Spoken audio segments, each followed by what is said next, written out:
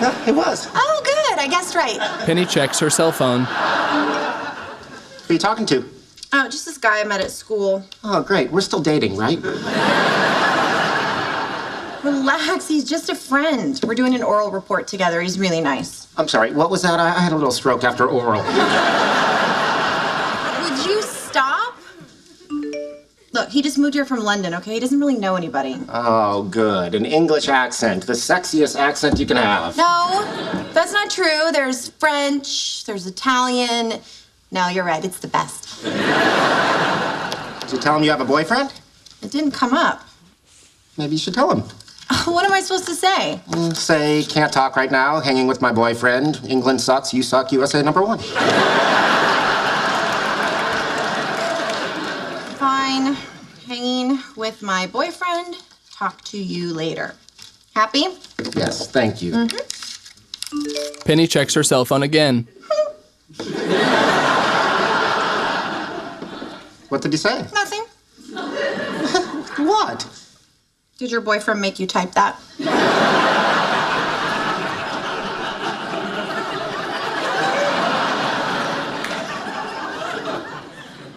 I hate this guy. Don't be like that. Oh, come on, trust me, he's hitting on you. No, he's not. We're just friends. Look, is this gonna be a problem because he's supposed to come over tomorrow to work? Really? Here? Makes you uncomfortable. I'll switch partners even though the thing's due next week and everyone already has a partner and I'll probably end up failing the class. That'd be great, thank you. Penny gapes. From the end of a hallway, Raj and Howard watch as Sheldon steps out of his office. 2:44, right on schedule. Hey, Sheldon! Oh, hello. Raj and I are heading over to the genetics lab to pet the glow-in-the-dark bunny. Want to come with us? No, thank you. Are you sure? They turn off the lights and it's like a cute little laser show that poops all over the place. No, I'm quite sure. Good day. Well, where are you going? Where are you going? We just told you. Yeah, I just told you. No, you didn't. What's your word against mine? See you in court. Sheldon strides down the hallway and around a corner. Should we follow him? I don't know. I'm torn. I want to know where he's going, but now I kind of want to play with the bunny. Sheldon's assistant steps out of his office. Hey, guys. Hey, Alex, do you know where your boss just went? No. Don't you know his schedule? All I know is corduroy makes too much noise and I have to go find quieter pants. Frowning, she walks off in the opposite direction. Come on. Boy, what I wouldn't give to get her out of those pants. And into something a little more stylish. They head in Sheldon's direction. In the building's basement, Sheldon steps down a dark corridor, then unlocks a door. As he walks into a room, Raj and Howard peer around a nearby corner.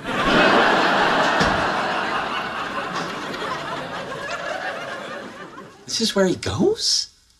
What's in there? I think it's an old storage room. What could he be doing in there every day for 20 minutes? Well, he's not doing 20-minute abs because if he were, he'd have way better abs. Howard steps to the door, then presses his ear against it. Can you hear anything? Not yet. Raj joins Howard, their faces only inches apart.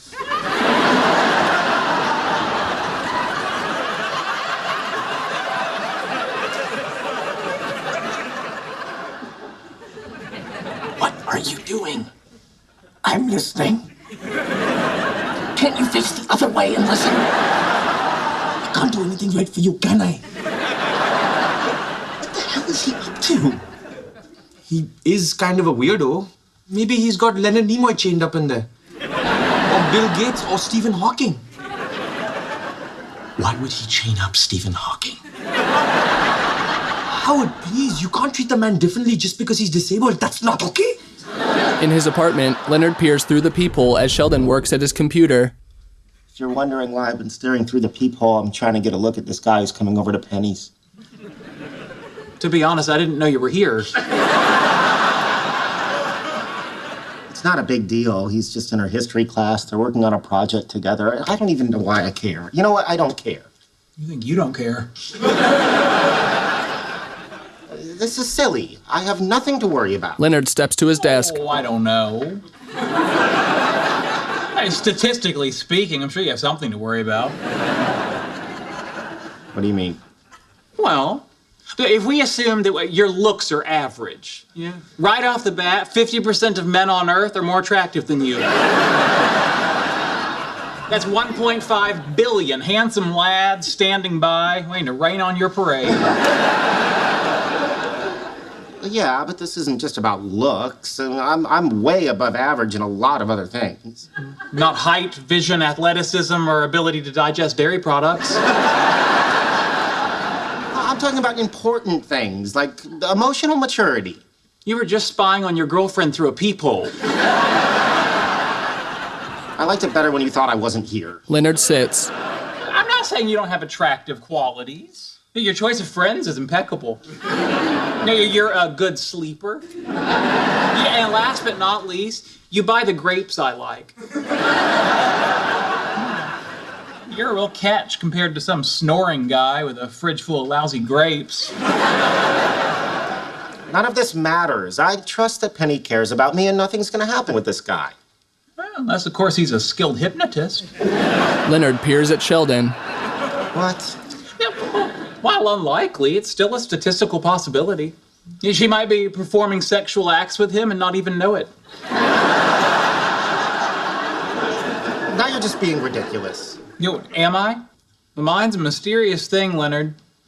He could be having the time of his life. She thinks she's a chicken pecking for corn. With a furrowed brow, Leonard looks at Sheldon, who meets his gaze, then bobs his head like a chicken.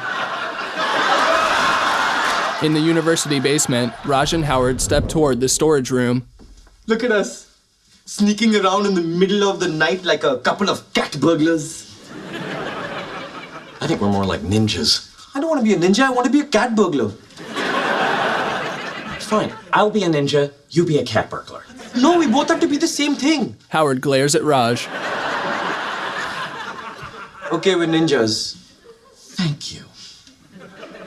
But next time we'll be cat burglars. Howard looks at Raj, then tries the door, which is locked. It's locked. Are you sure? Yes, I'm sure. Now, you stand guard. Raj tries the door. Howard stares at him. It's locked.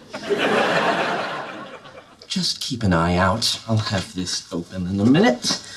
When did you learn how to pick locks? When I was starting to do magic in junior high, I thought I could be an escape artist like Harry Houdini. How did that work out? Pretty good. Managed to escape friends, popularity, and every party thrown in a 12-mile radius. Howard opens the door. There. Ready? Wait, hold on. What? Sheldon is a very smart man and he obviously wants to keep this a secret. Yeah, so? What if it's booby-trapped? Raj examines the door frame. Don't worry, I'm one step ahead of him. Oh, great. What's your plan? Howard pushes Raj into the room, then listens. Are we good? Yeah. Howard nods, then steps inside the storage room. He turns on a light and shuts the door. Raj points at a blackboard where the number 43 is written. 43. What the hell does that mean? I don't know. The solution to an equation? Maybe. It's a prime number. Encryption systems are built on prime numbers. What kind of secret does Sheldon have to encrypt? He's always been very cagey about what he puts in his egg salad to make it so tasty.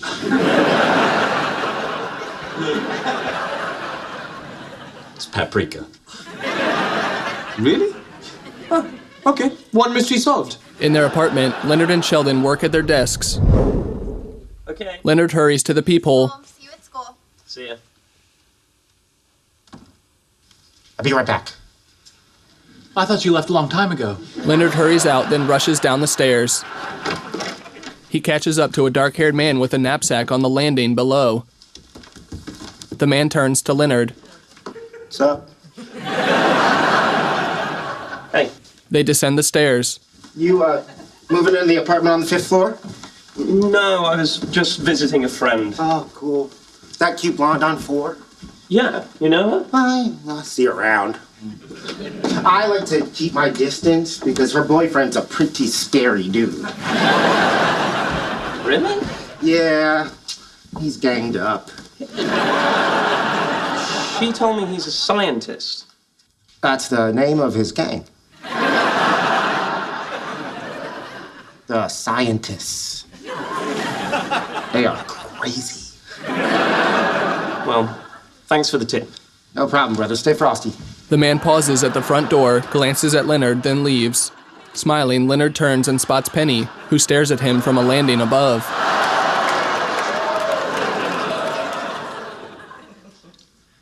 We're still dating, right? She turns and climbs the steps.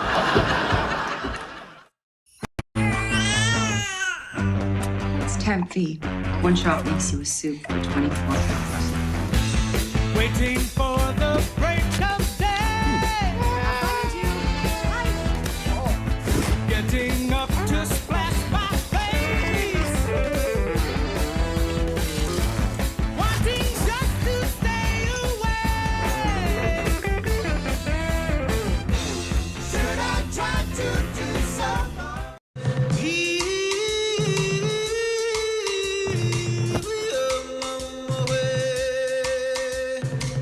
Get it before he wakes up. Get it in about an hour with express delivery. Welcome to your Walmart.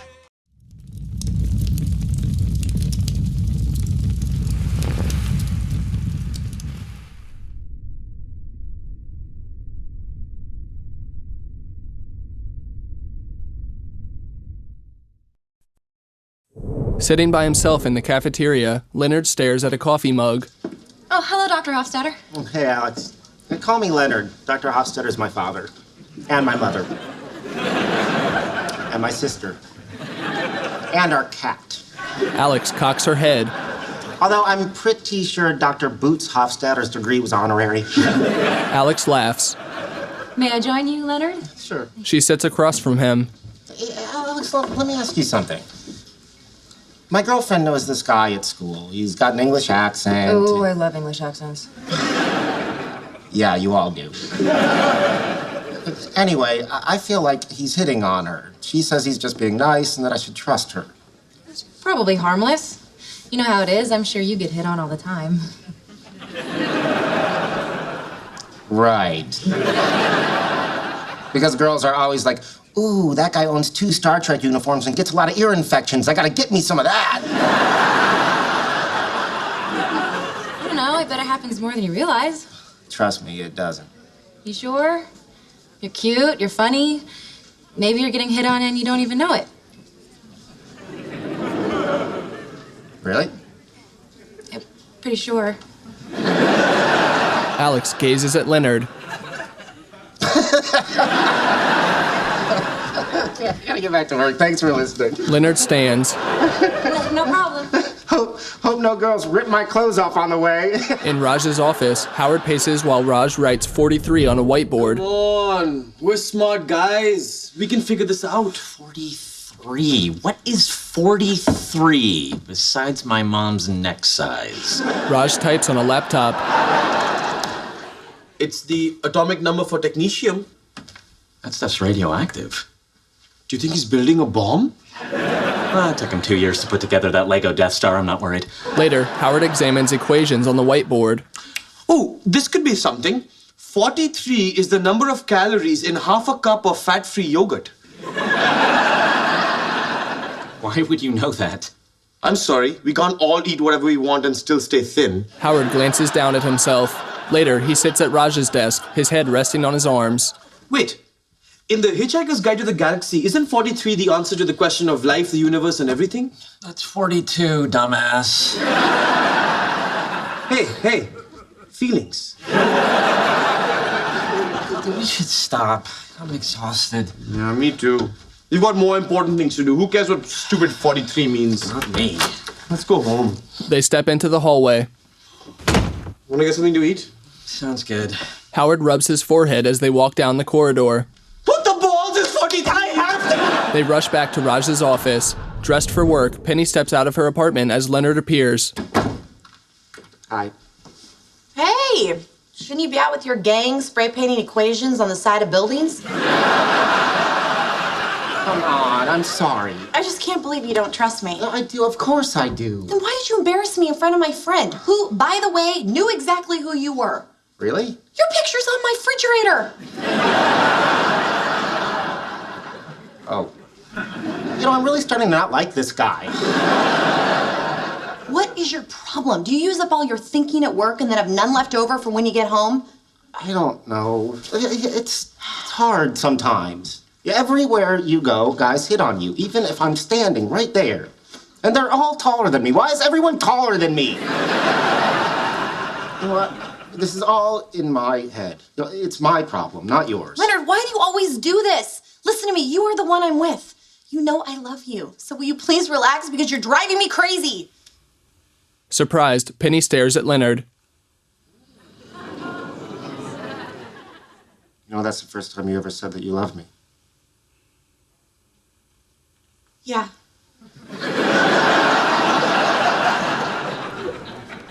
Just supposed to pretend it's not a big deal? Penny slowly nods. That's exactly what we're gonna do because you're about to make me cry, and we both know if I start crying, you're gonna start crying.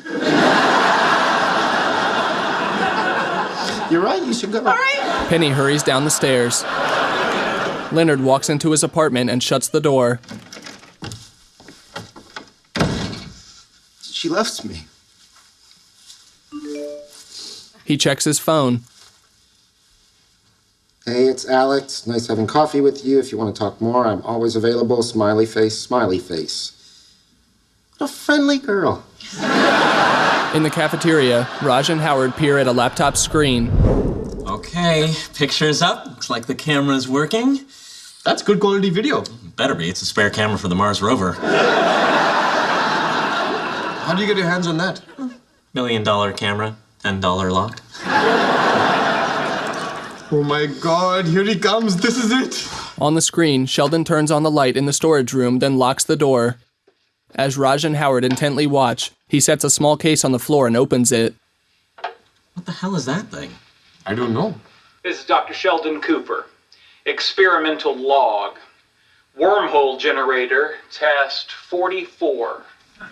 Wormhole generator test. Sheldon flicks a switch. A blue circle ringed in white light floats in the middle of the storage room. The first 43 parallel universes I've checked prove to be empty. I see no reason to suspect universe number 44 will be any different. Sheldon approaches the wormhole. He sticks his head through its black center. Raj and Howard gape. Holy crap! With a squid-like creature attached to his face, Sheldon backs out of the wormhole. In the cafeteria, he walks up behind Raj and Howard. Ow! It's eating my face! It's eating his face! Sheldon drops a fake creature onto the laptop. Raj and Howard jump out of their seats. I found your webcam and replaced the video feed. You two should be ashamed of yourselves. Sheldon, we're really sorry. Yeah, really sorry. You're sorry. You may not realize it, but I have difficulty navigating certain aspects of daily life. You know, understanding sarcasm, feigning interest in others, not talking about trains as much as I want to. It's exhausting, which is why, for 20 minutes a day, I like to go down to that room, turn my mind off, and do what I need to do to recharge.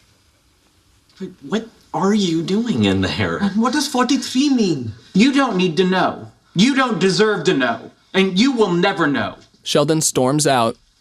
Yeah, well, I know how to make your egg salad now.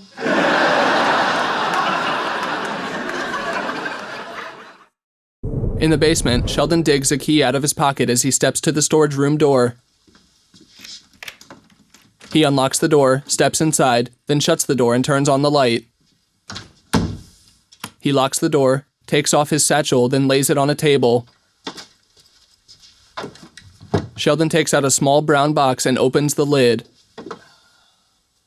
He removes a black and orange hacky sack and tosses it up and down and from hand to hand. He rolls his head from side to side as he loosens up. Sheldon bounces the hacky sack off his knee and foot. 1, 2, 3, 6, 7, 8. Drat. The hacky sack falls to the floor. Picking it up, he glances at the blackboard. I'm never gonna get to 43 again. He continues bouncing the hacky sack off his knee and foot. 3, 4. Executive producer Chuck Lorre. A list of credits follows. Description created by NCI Described Media.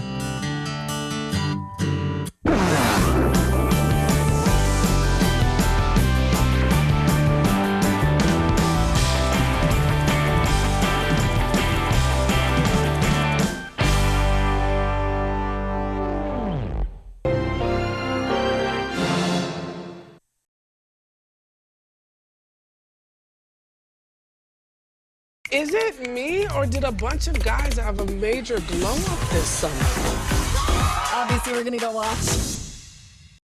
At Harbor Freight, we do business differently from the other guys. We design and test our own tools and sell them directly to you. No middleman, just quality tools you can trust at prices you'll love. The university cafeteria. They are not. They are too. Your hypothesis is completely disconfirmed by all the data. You're just clinging to it out of intellectual stubbornness. No, you're displaying a shocking ignorance of the subject matter. Mummies and zombies are the exact same thing. Oh, yeah? Mummies are wrapped in bandages. That's called a fashion choice. All right. You brought this on yourself. Sheldon, get him. If a zombie bites you, you turn into a zombie. However, if a mummy bites you, all you turn into is some schmo with a mummy bite. So, like a zombie, it's been eaten from the waist down. You, sir, have no leg to stand on. Howard sits at their table. Good boy, here's a cookie. Oh, thank you. Hey, fellas, what's going on? Mummies and zombies again. They're not the same thing. You get a cookie, too. Thanks. Guess who picked up his new car this morning? Congratulations. Does it have that new car smell? Yep, for as long as I can keep my mother out of it. I want to check it out later. It's parked right out front. Space 294. I'm sorry, 294? Yeah. That's my parking spot.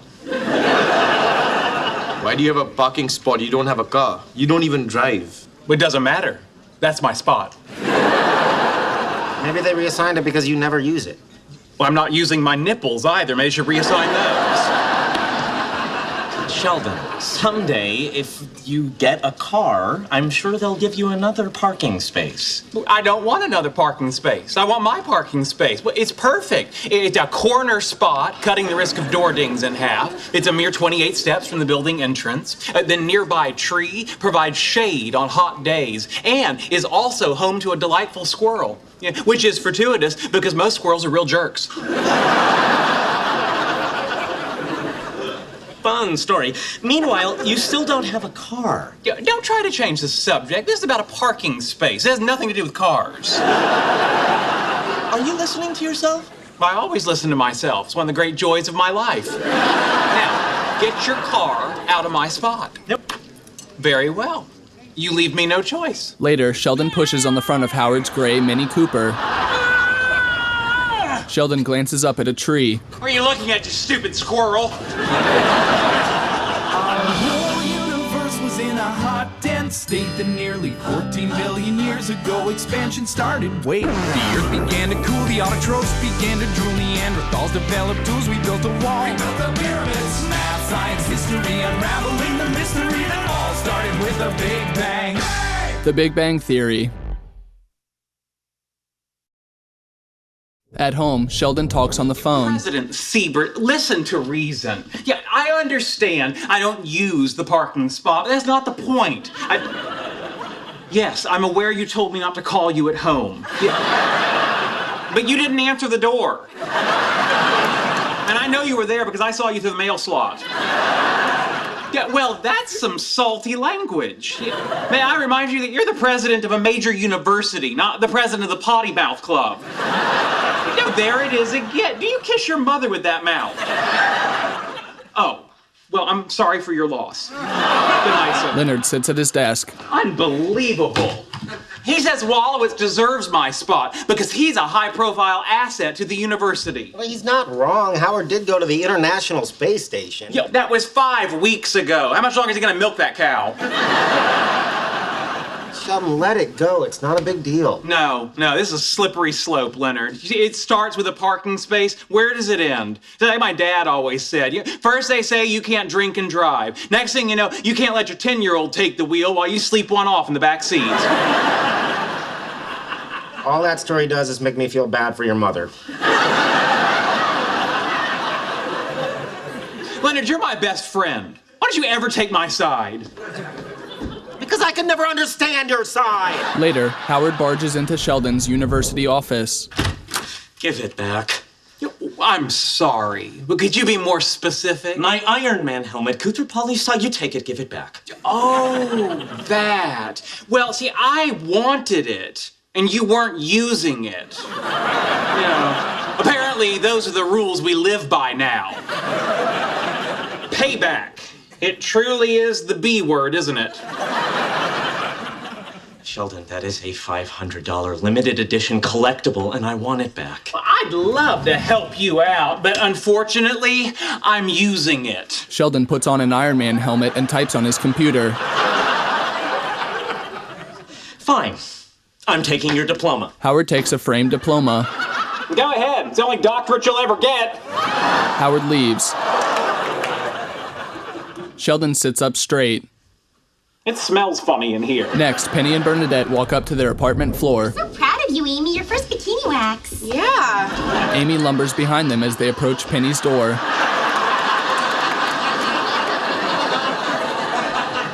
how you doing? Oh, a little sensitive, but not bad. Does it always take that long? No, they don't usually have to go out and get more wax. They step into the apartment. I feel like I'm 5 pounds lighter. Really? Only 5? Hey, anybody want a drink? Sure. Okay. So did you spend last night hearing about this silly parking space fight, too? For hours. Fortunately, I couldn't understand most of it because Sheldon was wearing that stupid robot mask. Bernadette pours white wine. Howard was so angry I had to mash up Benadryl in his ice cream to get him to fall asleep. Guess this is what we get for being with 2 testosterone-fueled alpha males. At some point, they're bound to lock horns. I'm assuming these are some kind of horns they bought at Comic-Con. I'm really sorry they took Sheldon's spot away. He shouldn't have to suffer just because Howard's such a big deal now. I know, Sheldon should just let Howard have his little moment in the sun. What's that supposed to mean?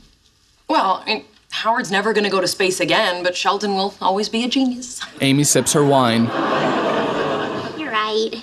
And I'm sure Sheldon would get a fancy parking spot again if and when he makes a worthwhile contribution to science. If and when? Okay, maybe we should change the subject. Amy, how are your lady parts? Still chilly down there? Amy shifts in her seat. Hang on. Hey, none of Sheldon's theories have ever been definitively proven. My husband actually went to outer space. That's an impressive accomplishment. He's now an inspiration to millions of Americans who know you don't have to be special or even qualified to go into space. You know, I remember the first time I got a bikini wax. My sister did it with melted Crayolas and duct tape. It's a bad idea. Penny takes a gulp of wine. Gosh, Amy, I'm sensing a little hostility. Is it maybe because, like Sheldon's work, your sex life is also theoretical? Amy's jaw drops. Penny squints. Damn. Well, at least when we do make love, Sheldon won't be thinking about his mother. And yes, that is a cleverly veiled reference to Howard's lifelong obsession to crawl back into her spacious womb. Anyway, to this day, I still can't see a box of crayons without crossing my legs. Bernadette grabs her purse and stands. I don't have to take this. I'm gonna go home and have sex with my husband right now. Maybe I'll let him do it to me in the parking spot. Which sounds dirty, but I didn't mean it that way. She leaves. Later, Leonard and Sheldon approach their apartment with Raj. Okay, here's another one. If a zombie bites a vampire, and the vampire bites a human, does the human become a vampire or a zombie? Or a zompire? Sheldon. Cookie. I don't have any. Well, I'm not giving it away. They walk into the apartment where Howard sits naked on the sofa with a laptop computer. Sheldon.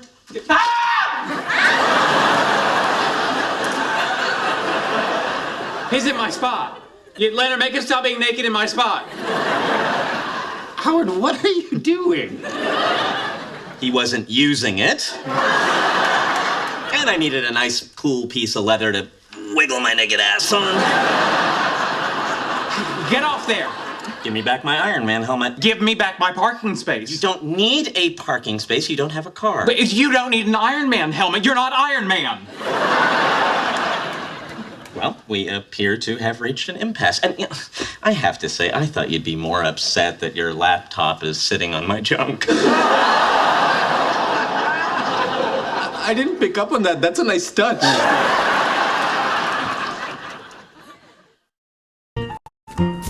Why use 10 buckets of water when you can use one fire extinguisher? And to fight heartburn, why take 10 antacids throughout the day when you can take one Prilosec? For easier heartburn relief, 1 beats 10. Prilosec OTC. 1 pill, 24 hours, 0 heartburn. See you later. Mr. Lee. Hi, Zoe. How can I help you today? Do you know if there's a less expensive option for my new Medicare prescription? Medicare? Really? I might have to see some ID, Mr. Lee. Here, let me check on that for you. Okay, so I'll give your doctor's office a call and then This is not just help with a Medicare prescription. Thank you, Zoe. Anytime. Bye. This is the human kind of help. Walgreens. Want the fastest working GLP-1? For half the price, Ro now offers FDA-approved weight loss injections cheaper. With results you can see faster. Lose 15% of your weight with the formula from Eli Lilly that hits not one, but 2 hormones to curb hunger and nausea. Weight loss faster, confidence higher, price cheaper. See if you qualify at ro.co/TV. At night, Amy watches Sheldon spray paint over Howard's name on the parking space block. This is so exciting. I'm feeling all tingly. Although that could just be my newly defoliated bikini zone. Sheldon places a stencil on the block. Oh, look out. This place is swarming with campus security. They will not hesitate to scold us. Freaking pigs. Sheldon spray paints S. Cooper on the block and removes the stencil. Oh, yeah.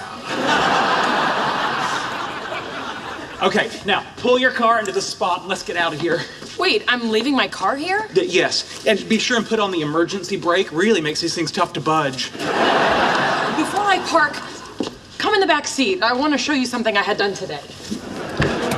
All right, color me intrigued. They sit in the back seat of Amy's car. What do you think? I think you're high on paint fumes. And boy, that's a lot of Band-Aids. At Bernadette's, Penny flips through a photo album. Okay, Howard's mother is in like every one of your wedding photos. What can I tell you? She's a big girl. Wherever you look, there she is. More coffee? No, Leonard's taking me to a physics lecture and coffee will just keep me awake. Oh, I'll get it. Penny opens the door for Amy.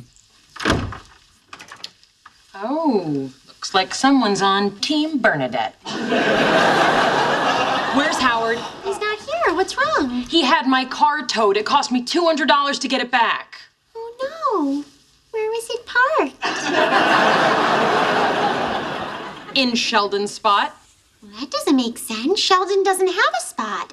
Was it maybe in Howard's spot? Don't play dumb with me, sister. You tell your husband he owes me $200. Well, that doesn't make sense either. Why not? Because I'm the one who had it towed. You? Didn't see that one coming, did you? Oh, yeah? Well, you're not going to see this coming. Amy swings her purse, hitting Penny in the face. Just my wallet, keys, and a coffee can full of change. I've been meaning to take to the bank. Don't move, I'll get some ice. Are you okay? Get away from me, or I swear to God, I will rip out what's left of your pulse. Here. Oh, thanks. Amy, you think maybe this has gotten a little out of hand? Gee, you think? I do. Penny, Bernadette, and I are sorry. You hit her. What did I do? You had my car towed. You were parked in Howard's spot. I was parked in Sheldon's spot. Sheldon doesn't have a spot. Guys, I think I need to go to the emergency room. Okay, let's go. I'll drive. You can see where the tow truck scratched my car. The tow truck didn't scratch your car. How do you know? Because I did it. They leave. In the parking spot, Sheldon draws and writes equations on a whiteboard. He sits in a chair as a brown-haired man passes. Morning, Professor Stevens. Hey, don't look at that whiteboard. That's my math, not your math. Keep walking, nosy. Howard drives up. What the hell are you doing? You said I'm not using my space, so I'm using it. Okay, you need to move now. No, I don't. But you can't stay there forever. Actually, I have a plastic baggie strapped to my leg that says I can. Give up, Wallowitz. You've chosen to tangle with a superior intellect you can't defeat. There is nothing you could possibly do to... Howard blows his car horn. Sheldon puts on headphones. Those aren't gonna help you, Sheldon. Oh, yes, they are. I mean, what? I'm warning you, Sheldon. Your threats are empty. Nothing can move me. Howard pushes Sheldon in his wheeled chair. Get out of my spot! No, that's it. I am calling campus security. You prepare for the scolding of your life. What are you idiots doing? He's trying to kill me, Leonard. Video games and rock music have desensitized him to violence. Howard gets out of the car. Would you please talk some sense into your lunatic roommate? You're both acting like lunatics. It's just a parking spot. It's not just a parking spot. He can't handle the fact that I'm a bigger deal than he is now. Yo, preposterous. I have been solely responsible for this university's 6-loop quantum gravity calculations. I have changed the way we think about Bose-Einstein condensates, and I am also the one who got Nutter Butters in the cafeteria vending machine. And maybe you missed that news while you're floating around like a goof in outer space. Now, if you'll excuse me, I have work to do. Can you believe this guy? What I don't believe is that you tried to run him over. Oh, like you've never thought of doing that. Don't hate me just because I lived the dream. Sheldon sits naked in Howard's car. Hey, sweet ride. What are you doing in there? Just breaking in your new car. Sheldon waves his underwear at Howard. Stop that! You stop that! Now, you know what they say. Revenge is a dish best served nude. Sheldon wiggles in the seat. Later, Raj peeks into Sheldon's office. Hey, got a minute? Oh, of course, come in. Raj opens the door. Howard walks in. Sheldon grabs a Chinese star and stands. This is an authentic Chinese throwing star, and I must warn you, I have seen many people throw them in movies. Calm down. Howard has something he wants to say to you. Right. Sheldon, when this whole thing with the parking space started, I had no idea just how much of a crazy bastard... Howard! That's not how he practiced it. I had no idea how much that spot meant to you. Anyway, I called President Siebert and told him it's not worth fighting over the spot, so you keep it and I'll park in the structure across the street. Well, Howard, thank you. It's quite a gesture on your part. You've shown yourself to be the bigger man. Thank you. Which I find totally unacceptable. I must be the bigger man. Therefore, you may use my spot until such time as I learn to drive or get a Batmobile. Wow, okay. Well, thanks. I don't know what to say. No, there's nothing to say, except I'm the bigger man. Howard smiles and shrugs. I'm not kidding, say it. Just say it. You're the bigger man, Sheldon. Don't stop. And I believe this is yours. The Iron Man helmet. Yeah, FYI, if you wear that into a bank, they will tackle you to the ground.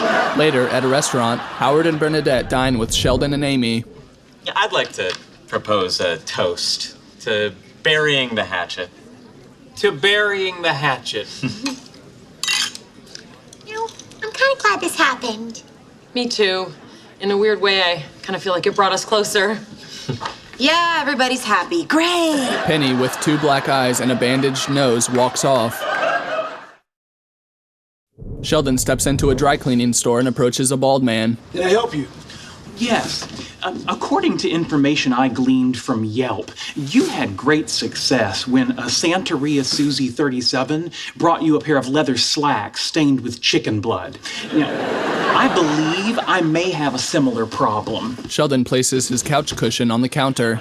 This cushion experienced a nude revenge wiggle.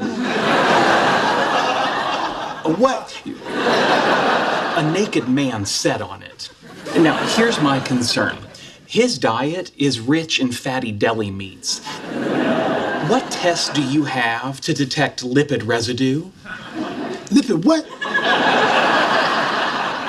Lipid residue. An anal autograph. A colon calling card, if you will. The bald man stares at Sheldon. Tuesday, okay?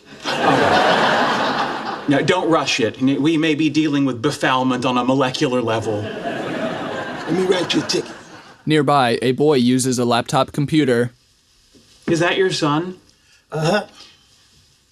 Looks like that laptop's seen better days. If you're interested, I'm selling this. It's only 2 years old, 16 gigabytes of RAM, Intel Core i7 processor, and I can personally guarantee it has spent less than 20 minutes resting on an astronaut's penis. The man squints at Sheldon.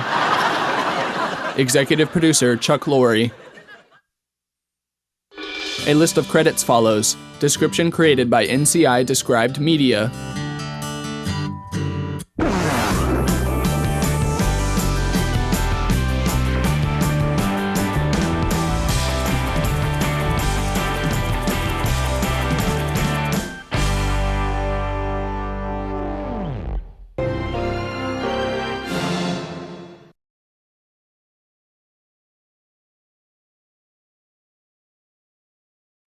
BK melts. Wanna warm up? This sure helps. Classic bacon, shroom, and Swiss. BK melt season is tasty bliss. BK, have it your way. Home, Sheldon and friends play cards. Is anyone else troubled by the Spider-Man theme song? Why would it trouble you? It's like your third favorite cartoon theme song. It is. Right behind do-do-do-do-do, Inspector Gadget. And Teenage Mutant Ninja Turtles. Heroes in a half shell. Turtle power. However, the Spider-Man lyrics posit that Spider-Man does whatever a spider can. Yeah, so? I can think of many things Spider-Man can't do that a spider can. 1, crawl in your ear and die. 2, legally leave Guatemala without a passport. 3, have sex with a spider. Can we change the subject? Spiders give me the GBGBs. It's heebie-jeebies. I know, but that sounds anti-Semitic. Anyway, I was thinking we could have a little film festival tonight. The theme, movies that kill their franchises. Oh, like Jaws 4, Indiana Jones 4, Daredevil 1. Miss Congeniality 2, Armed and Fabulous. I mean, you know a movie's bad when my homegirl Sandy B can't save it. Penny's working tonight, I'm in. Not me. I'm having dinner with Bernadette and her parents. Fun. We know how much you love that. It's torture, especially with her dad. We have nothing in common. Well, you know what I like to do when I'm forced to speak with those beneath my intellectual station? I bring up an interesting topic, like the difference between Spider-Man and spiders. Thanks, Sheldon. I'll try that with my father-in-law. But no, you can't use that one. That's mine. Try this one for an icebreaker. Despite popular lore, there is no place in the continental United States, Alaska, or Hawaii from which one can dig straight through the center of the earth and come up in China. Great. Thank you. Actually, you can't have that one either. It's too good. Sorry. What about you, Sheldon? Do you have any plans tonight? Sadly, yes. Amy's taking me to a memorial service. It's for one of her colleagues who is of Asian descent. So my planned conversational gambit is to casually remark that no matter how deep they dig his grave, he'll never make his way back to China. Sheldon's friends furrow their brows. That should lighten the mood. What can I say? I put the fun in funeral. Our whole universe was in a hot, dense state that nearly 14 billion years ago expansion started. Wait, the earth began to cool, the autotrophs began to drool, Neanderthals developed tools, we built a wall. We built the pyramids. Math, science, history, unraveling the mystery that all started with with a Big Bang. The Big Bang Theory. Sheldon knocks on Amy's door. Amy? Amy? Yeah. Oh, right. Funeral. Amy. Amy opens the door. Hello, Sheldon. I'm not allowed to wear my Silver Surfer necktie. You can wear a bathrobe? I think I'm too sick to go to the funeral. You're sick? You poor kid. We'll see ya. He steps away. Sheldon, aren't you gonna take care of me? Me? No, I'm not that kind of doctor. But our relationship agreement clearly states that when one of us is sick, the other must take care of them. Sheldon approaches. I see the confusion. No, the intent behind that clause was to force you to take care of me when I'm ill. When you're feeling better, you'll think that's funny. He grins. Never mind. Good night, Sheldon. Amy closes the door. Sheldon strolls down the hall, stops, and returns. Amy. Amy. Amy. Amy opens the door. I made a commitment in writing to comfort you in times like this. And additionally, you are my girlfriend, and I care about your well-being. Thank you, Sheldon. You're welcome. Let's get this over with. He walks in. Elsewhere, in his apartment, Howard sits on the sofa with Bernadette's father, Mike. Howard shifts in his seat, then turns to Mike, who holds a beer and stares at the TV. So how have you been? Fine. Good. Fine is good.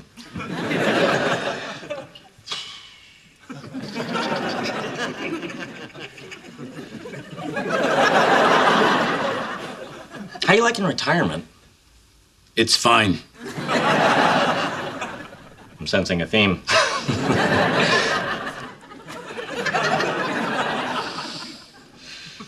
You ever really think about the Spider-Man theme song? Mike gazes at Howard, who turns to the kitchen. How's that dinner coming? I just put it in. It's gonna be a while. I like rare chicken. Let's do this. Howard stands.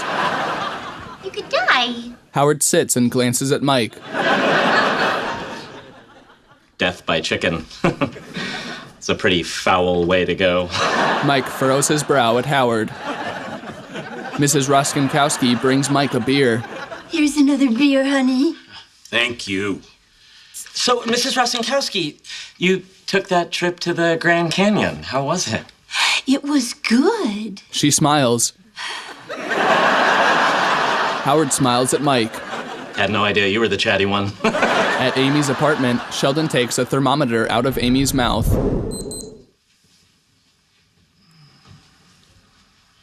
102.2. Exactly what it was half an hour ago. It's like I'm not even trying to get better.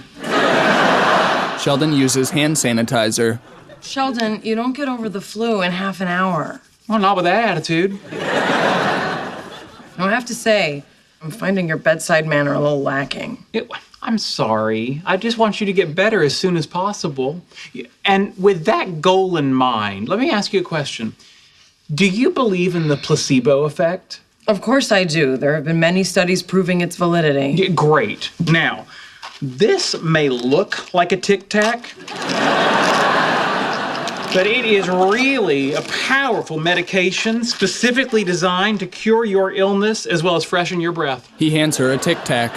Sheldon, this isn't helping.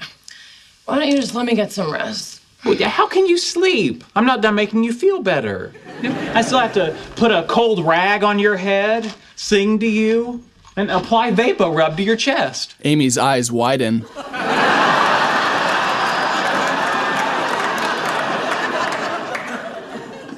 You want to rub something on my chest? Yes. All over it. Maybe we should start with that. Now you're being a responsible patient. Amy takes off her glasses and opens her shirt. Sheldon sits beside her and puts VapoRub on his hand. Now, you may notice some tingling. Oh, I'm counting on it. Sheldon spreads Vapor Rub on her chest. Meanwhile, Howard and Bernadette sit at the dinner table with her parents. Okay, dig in. Hold up. Bernadette's family bow their heads. Bless us, O Lord, for these thy gifts, which we are about to receive from thy bounty, through Christ our Lord. Amen. Took the words right out of my mouth. So, Dad, have you done any fishing lately? I'm going next weekend. Oh, you like to fish? Yes. Sure, I can hear it in your voice. Oh, if he didn't like it, he wouldn't go. You know, I hadn't thought of that. Howard locks eyes with Bernadette as he grabs the salt shaker. Hey, Dad, maybe you could take Howard fishing sometime. Give you guys a chance to get to know each other better. No. We know each other well enough. He's been talking my ear off all night. Oh, yeah, I think you'd have fun. Bernadette's mom nods to Mike. Fine. You can tag along. Terrific. My two favorite fellas gone fishing. Well, hang on a second. Bernie, next weekend we have that thing. What thing? You know, the thing. Oh, that thing. No, I canceled that thing. All right, it's settled. You and I are going fishing. Great. Thanks for the help. Later, Howard, Leonard, and Raj approach Leonard's apartment. I've never even been fishing. This is going to be a disaster. If you don't want to look foolish doing something, you should practice. Do you know how many beef Wellingtons I made by myself before I invited you guys over? I'll give you a hint. You can see them here, here, and here. Raj points to his stomach, side, and rear, then follows Howard and Leonard into the apartment. Raj is probably right. You should get someone to give you some pointers. Do either of you guys know how to fish? No. But if you catch anything, I know how to steam it in banana leaves. Come on, we must know somebody who can do manly stuff like this. They visit Penny, who opens the door while eating pizza. So, I have moderate to severe plaque psoriasis, but thanks to Skyrizi and Clearer Skin, I'm all in. With Skyrizi, I saw dramatically clearer skin, and many even achieved 100% clear skin. Don't use if allergic. Serious allergic reactions, increased infections, or lower ability to fight them may occur. Before treatment, get checked for infections and TB. Tell your doctor about any flu-like symptoms or vaccines. With Skyrizi, nothing on my skin means everything. Ask your dermatologist about Skyrizi today. Sometimes it takes a different approach to see the possibilities all around you. At Capella University, you'll learn the advanced skills you need to face the nursing challenges of today and tomorrow. When migraine strikes, do you question the trade-offs of treating? Ubrelvy is another option. It works fast, and most have migraine pain relief within 2 hours. You can treat it anytime, anywhere. Tell your doctor all medicines you take. Don't take with strong CYP3A4 inhibitors. Get help right away for allergic reactions like trouble breathing or face, tongue, or throat swelling, which may occur hours to days after use. Common side effects include nausea and sleepiness. Migraine pain relief starts with you. Learn how AbbVie could help you save on Ubrelvy. Leonard's kitchen. Step 1, worms. She dumps dirt and worms onto a plate. Ew! Okay, right there. Ew is one of the things you're not going to want to say in front of your father-in-law. It's right up there with icky and get it away. Now pick one up. Really? You're going to have to do it when you're fishing. Okay. Howard holds his hand over the plate of worms. What are you waiting for? I don't know, for them to die of natural causes. Just pick up a worm and put him on this hook. Penny hands him a hook on a short line. Fine.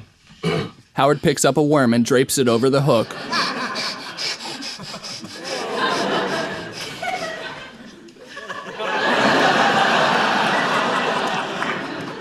There.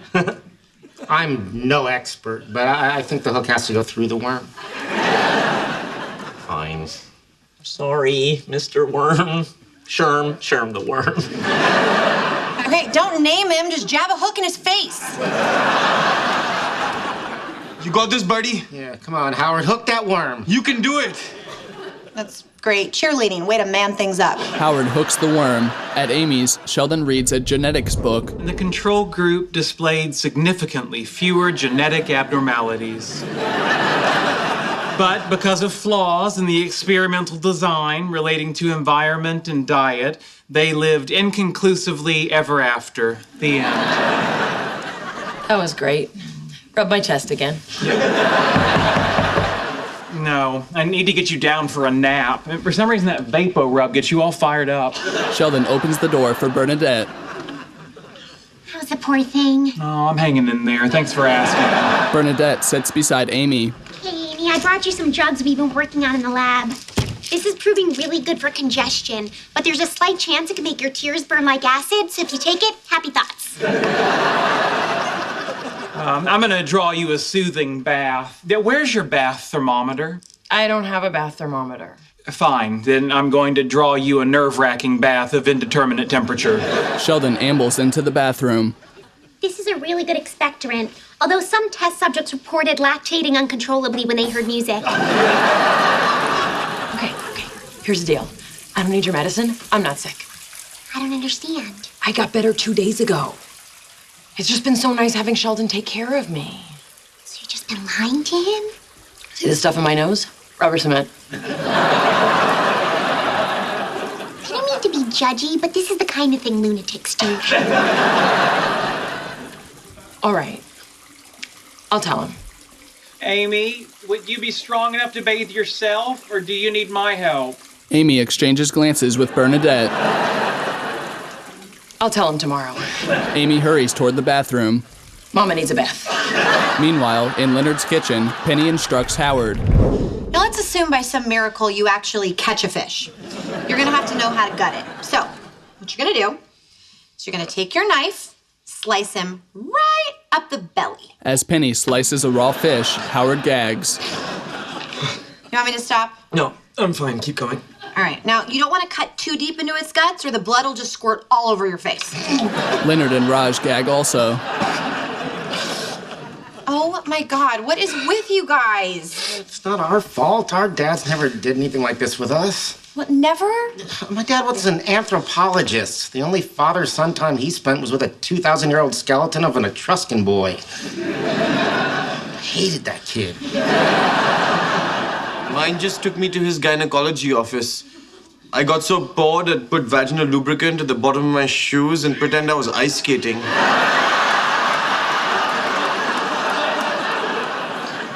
Yeah, well, my quality father-son time was spending my adolescence looking out the window, waiting for my dad to come back someday. Yeah, okay, Howard wins. No, maybe we didn't have opportunities like this when we were growing up, but right now there's a dad that wants to take you on a fishing trip. You're right. Oh, I should do this. Great. Here you go. He holds the fish. What you're gonna do is you're gonna stick your thumb down his throat, grab the guts, and pull. Here we go. Howard pulls out the fish's guts with his bare hand. Oh, look, it's a female. You can see all the eggs. Howard drops the guts as he, Leonard, and Raj gag again. At Amy's apartment, Amy dances toward the sofa in her nightgown and sips a drink. As Sheldon unlocks the door and opens it, she turns off the stereo and lies on the couch.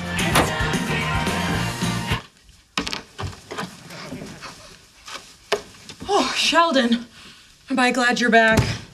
Taking a turn for the worst. I think I'm gonna need another bath. I'm surprised to hear that. Because the other day, I was concerned that you weren't recovering. So while you were sleeping, I took a cheek swab and had it cultured in the lab. Oh? I got the results back. Yeah, have you developed any of the following symptoms? Growing nose, or perhaps a warm sensation in the trouser region? Also known as full-blown liar, liar, pants on fire. All right. But I really was sick at the beginning. It's just been so nice having you take care of me. Sheldon sits beside her. It hurt that you would lie to me, Amy. I thought our relationship was based on trust and a mutual admiration that skews in my favor. I feel terrible I did this. Well, it pains me to say it, but I think some form of penalty is in order so as to discourage this type of behavior in the future. I suppose that's fair. What do you suggest? In a perfect world, I'd lock you in a stockade in the public square. That probably requires a permit. I could not be allowed to go to the opening of the next Star Trek movie. Oh, that seems overly harsh. When you gave into a human weakness, you can kill a man.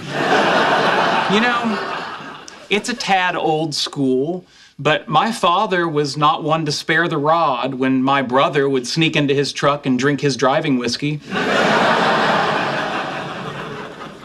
Are you saying you want to spank me? But I don't want to. But it looks like you left me no choice. That's true. Been a very bad girl. Wearing a vest, boots, and fishing hat, Howard approaches Mike in his garage. Hi-ho, hi-ho, it's off to fish we go. That's what you're wearing? No good. The guy at the sporting goods store said these are what fishermen wear. Maybe in cartoons. Wish I had known that before I posted all those pictures on Facebook. All right, let's hit the road. I wouldn't mind shooting some ducks in the morning. Wait, now we're shooting things? I like using a big shell. You can't eat them afterwards, but it's fun watching them blow up. Mike loads gear into the back of his pickup truck. Sir, I'm flattered that you invited me, and I really want you to like me, but I don't think this trip is the way to do it. And I can't return these things if there's chunks of duck all over them. So why'd you agree to come? Because Bernadette made me. I tried to back out too. My wife said I had to go. Really? Your wife makes you do stuff? You're a big, scary cop. You're an astronaut, and your wife makes you do things, and she's only 4 feet tall. So what do we do now? Expect us to go away for the weekend. Mike sits on the lowered tailgate. Howard sits beside him. There's an Indian casino near Palm Springs. You know how to shoot craps? No, but I'm not a stranger to dice games. I was the Temple Bethel Hebrew School Yahtzee champion. Mazel tov. I'll teach you how to play. Really? Thank you, sir. Call me Mike. Okay. They stand. Mike closes the tailgate. Boy, we're just married to a couple of ball busters, huh, Mike? That's my wife and daughter you're talking about. Great couple of gals. I wouldn't go that far. Mike opens the driver's door. On her sofa, Amy sits with Sheldon. Prepared to receive your punishment? Amy nods. 1 second. I want to put on some music. Why? I don't want to disturb the people next door while you discipline me. With a remote control, she turns the stereo on. Very well, then. Get over my knee. Let's begin.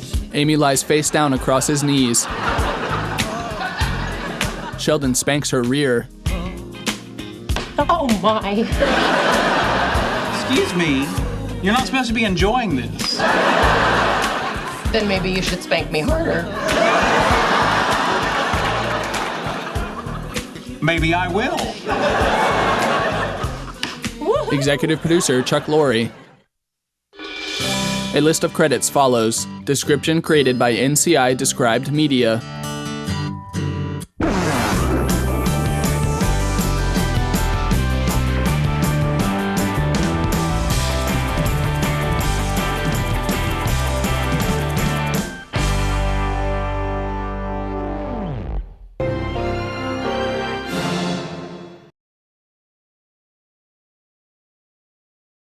Welcome to the pit. Let's go save some lives. Yeah, I pull up. You brought a baby on our rounds? This does not help our street cred. Let the champagne pour. You see Training Day? Good movie. Didn't end well. I can't find my gun! Yeah, I pull up on them with a top back. Penny reads instructions for Leonard. Okay, now holding sides of hearth in position, lower mantelpiece assembly onto top tabs. Leonard places a wooden mantle on a cardboard fireplace. Look at that, I built a fireplace with my own 2 hands. You're so butch. Oh, I got a little paper cut. Of course you did. Your hands are softer than veal.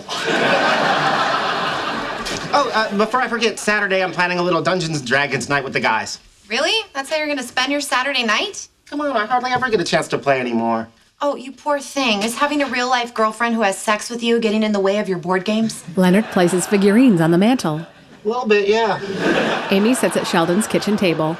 Oh, great. I've always wanted to play Dungeons & Dragons. Yeah, oh, I'm sorry. I should have mentioned this earlier. You're not invited. Why not? Yeah, Amy, from time to time, we men need to break free from the shackles of civility and get in touch with our primal animalistic selves. By rolling dice and playing make-believe with little figurines? Like a bunch of savages. At home, Howard video chats with Bernadette. Saturday night. But I've been working late all week. That was going to be our night. But I have to go. We play as a group. If I'm not there, then everyone will blame you. They'll be all, Bernadette ruined everything. She's the worst. So, you see, I have to play Dungeons & Dragons for the marriage. You're an idiot.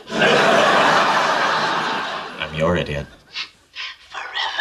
In his apartment, Raj talks to Stuart. So listen, I know we talked about getting a bite to eat in Silver Lake and then seeing the Christmas lights in Griffith Park, but Leonard's talking about a big D&D game at his place. Saturday night just went from crazy to epic. They high-five each other. Our whole universe was in a hot, dense state that nearly 14 billion years ago expansion started. Wait, the earth began to cool, the autotrophs began to drool, Neanderthals developed tools, we built a wall. We built the pyramids, math, science, history, unraveling the mystery that all started with a Big Bang. Hey! The Big Bang Theory. Sheldon and Leonard's apartment. Right. Sheldon, to start our quest, you need to open this little Christmas gift I got you. A Christmas gift? You know I don't enjoy Christmas. What's wrong with Christmas? Oh, where to begin? Trees indoors, overuse of the words tis and twas, and the absurd custom of one stocking. Everyone knows socks belong in pairs. Who uses one sock? Pirate with a peg leg? Actually, that helps. Thank you. Would you just look inside? Sheldon, Leonard, and friends. Oh, a scroll. I like scrolls. They're my third favorite system of transmitting the written word, after stone tablets and skywriting.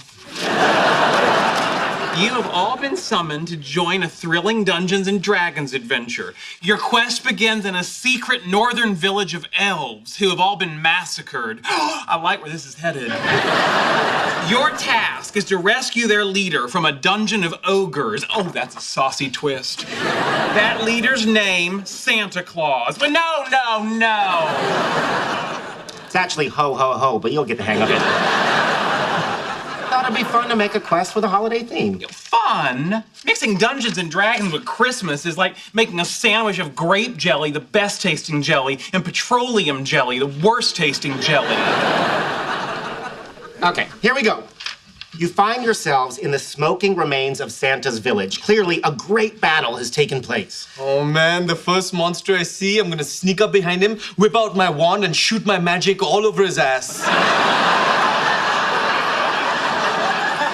Do you hear yourself when you say these things? Okay, there are ogre tracks and a trail of broken candy canes in the snow. Sheldon, what do you do? I signal my contempt for your cruel plan to shove Christmas joy down my throat by making a gesture that says, get a load of this guy. Fine. Howard, what do you do? I follow the ogre tracks, checking for secret doors along the way. And you discover a secret door leading to a dark corridor. Okay, guys, let's make a plan. Spellcasters in the back, warriors in the front. Screw that noise. I'm going in. Hang on, Santa. I'm coming for you. Okay, you run into a room full of weapons, hit a tripwire. A cannon blows your face off, you die, you're out of the game. A cannon? Am I really out of the game? Lucky.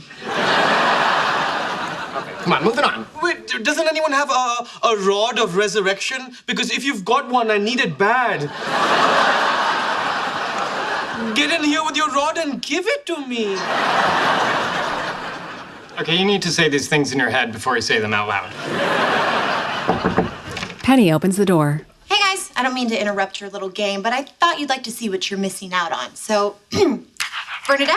Penny plays a song on her phone. Bernadette struts in wearing a tight red dress. Bernadette's wearing leopard print pumps and a racktastic red dress from Forever 21. Amy sachets in wearing a floral print dress and a green sweater. And there's Amy, showing all kinds of ankle. In an outfit I'm assuming is from Forever 63. Penny removes her coat. And I myself She wears a short black dress. am wearing a little number that got me out of 2 speeding tickets and jury duty. I know they're making a rhetorical point. I just don't know what it is. See you boys, we are going drinking. Wait, can I come with you? My character died. Sorry, Raj, it's girls' night out. Maybe another time. The ladies leave. Okay. Penny returns. Come on. Raj leaps up. Girls' night, girls' night. He leaves with Penny. How does he not hear that? At a club, the ladies and Raj drink at a table near the bar. So what's the plan? Are we gonna teach our fellas a lesson by getting stinking drunk, luring strange men into the bathroom, and turning the toilet stall into a temple of the senses? No! Jeez, who's Forever 63 now? Can we get another bottle of champagne for the table? Don't worry. It's my treat. Thanks. Wow, you should come to girls' night more often. And not just because if you weren't here, this would be a can of Pabst. My pleasure. Nothing makes me happier than the chance to spoil a lady. Just ask my dog. My vet says if I give her any more foie gras, she's going to die of gout. Hey, let's help Raj meet a girl tonight. No, I'm fine. Okay, wait, are we talking one night stand or do we want to get him into a relationship? Let's get him laid! Stop it, you're ruining girls' night. Raj, you're a great guy. You're in a bar full of single women. Let us help you. Ah, you're a real catch. I know you're shy, but that doesn't mean you shouldn't have someone wonderful in your life. That's sweet of you. But what can you do to help? Nose around, see if we can find a nice girl, and then introduce you. Okay, a couple of things. Don't tell them I come from money. I want them to love me for me. They must be insanely hot. Like 9s or 10s. 9s or 10s? Okay, an 8 is acceptable if she's willing to bring another 8 to the hot tub. Bottom line, you'll take any woman who'll have you, right? In a New Delhi minute. Back at Sheldon and Leonard, Stuart studies a figurine. I remember you buying these miniatures in my store. Oh, yeah, I got them on Amazon. Sure, I get it. Why support a friend when you can support a multinational conglomerate that is crushing the life out of that friend? I know, but when I shop online, I can do it on the toilet. Have you seen my store? The whole place is a toilet. Can we please move this along? Yeah, sorry. You come to the end of the tunnel and find a large chest. What do you do? And Howard, do not say, I feel up the large chest. Excuse me, I'm a married man now. I wasn't gonna say anything so juvenile. Great, what do you do? I walk up to the large chest, bury my face in it, and go. I open the chest. It's locked, but suddenly the door behind you slams shut and now the walls of the room start closing in. That's not good. My character and I both have claustrophobia. Glowing letters appear on the chest that read, if squashed to death you wish not to be, sing of Svati Vaclav and his victory. Who the hell is Svati Vaclav? Walls are getting closer. Oh boy, happy place, happy place. Wait, Svati Vaclav was the Duke of Bohemia. You're 10 seconds away from getting crushed. 9, 8. What are we supposed to do? 7, 6. Wait. Svati Vaclav is better known as Good King Wenceslas from the beloved Victorian Christmas Carol. Never heard of it. Must be the one Christmas song not written by a Jewish guy. 3, 2. Somebody sing the damn song! Good King Wenceslas looked out on the feast of Stephen when the snow lay round about, deep and crisp and even. The walls are getting slower. Brightly shone the moon that night, though the frost was cruel, when a poor man came in sight, gathering winter fuel.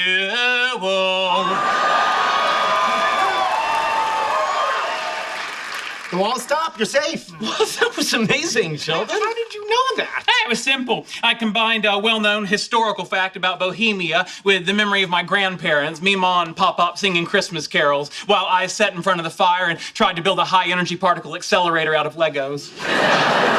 Okay, continuing our quest. Yeah, wait, there's still 4 more verses. You don't sing a song and not finish it. Hear the page and stand by me.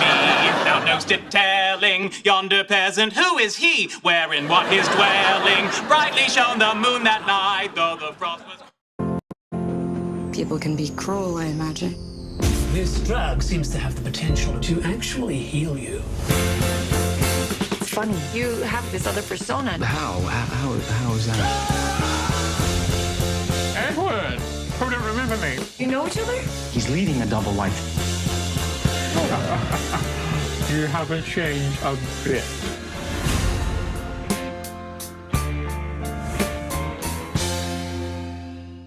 My moderate to severe plaque psoriasis held me back. Now with Skyrizi, I'm all in with clearer skin. Things are getting clearer. Yeah, I feel free to bend my skin. Yeah, that's on me.